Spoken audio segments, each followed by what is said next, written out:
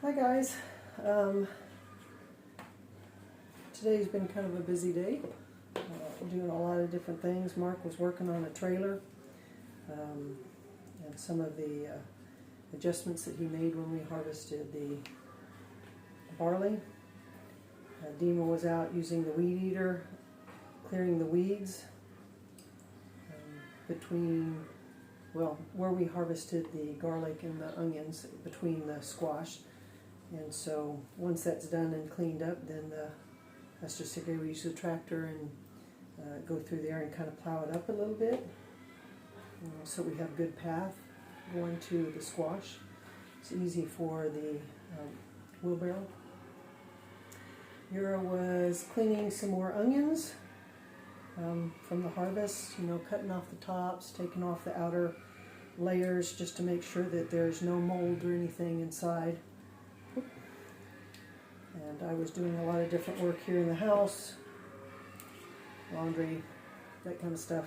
But I also had a meeting, kind of a friend stopped by in the village.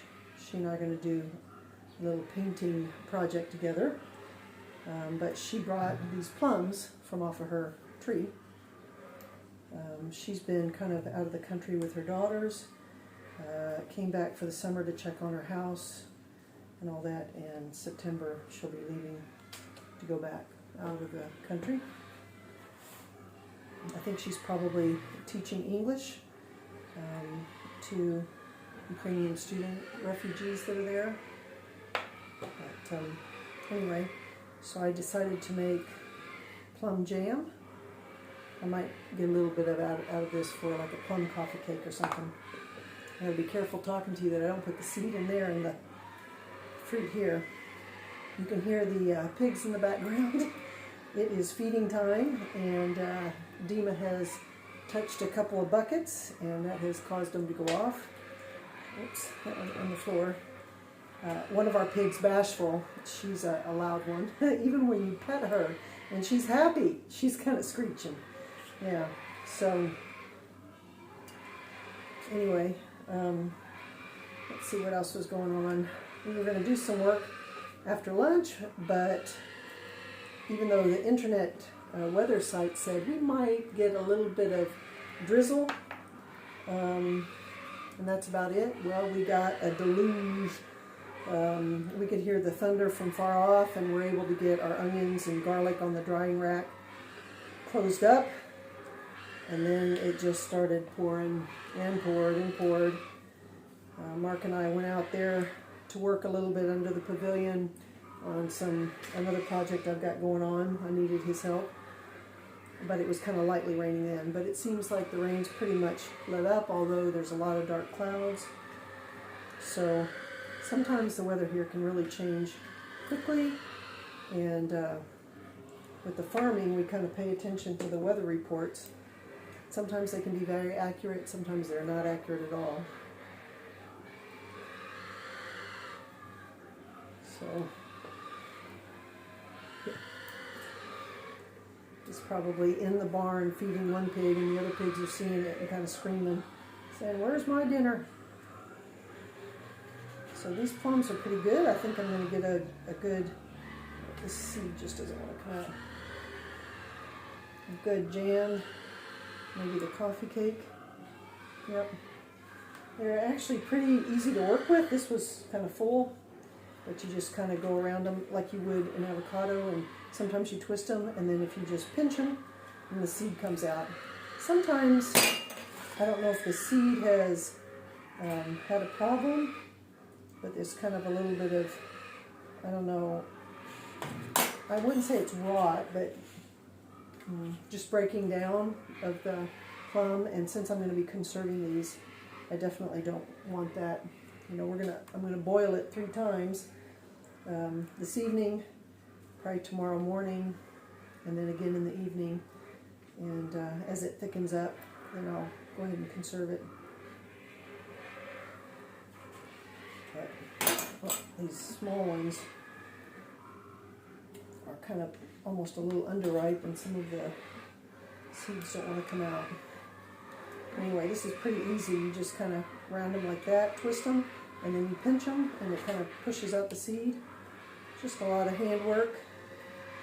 I could probably blanch them and take the skin off, but that's got vitamins and taste in it, so once I get it all boiled up, probably after the first time, maybe the second time, I'll run a hand blender through there, or hand mixer, kind of breaks it down. But one thing I do like about the village is that a lot of people, share. If you need some help with something, you give some fruit, or not really potatoes, because everybody kind of has potatoes, although most everybody right now is harvesting their young potatoes. But we just kind of give gifts, a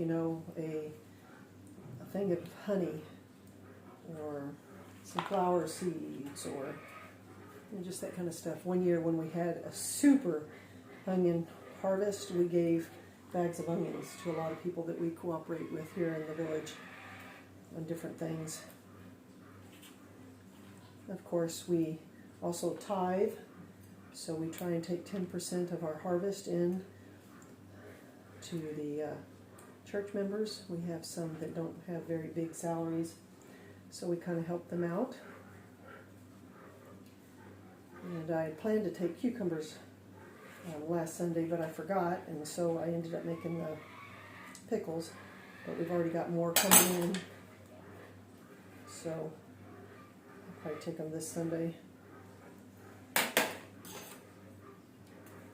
But sometimes we have like holidays here, harvest holiday or something like that, and everybody will come and we'll let them, pick the raspberries they want, or the squash that they want, just to kind of give back to the church body, because the donations that are made to our ministry are for drug and alcohol rehab and feeding the homeless, and that's what our American organization is based on. Now, occasionally we do some sort of fundraiser for the church, or somebody gives money for the church specifically, and then we'll help out the church. But we really just don't feel like we should be doing a personal tithe off of ministry money. Now, any personal money we have come in, we tithe. But we feel like we should tithe with our first fruits. So all of our different vegetables, or sometimes if we harvest a pig, we'll take in meat, or harvest a bunch of rabbits and we'll take in the rabbits. Sometimes we'll harvest a bunch of young pigs right at New Year's, and we'll take them to some of the larger, poorer families in the village. But all showing that Christian generosity, Of course, with working with the homeless, we have to be careful to make sure that we're firm with them, because if not, of course they'll manipulate and run right over you, because they've learned how to do that to survive on the street. Now, some will not do that, but others can. That's my last one there. So, just a little chat with you as I cleaned up the plums, and now I'm going to make a plum jam, and I might pull some out before I blend it all up for a plum coffee cake or something like that.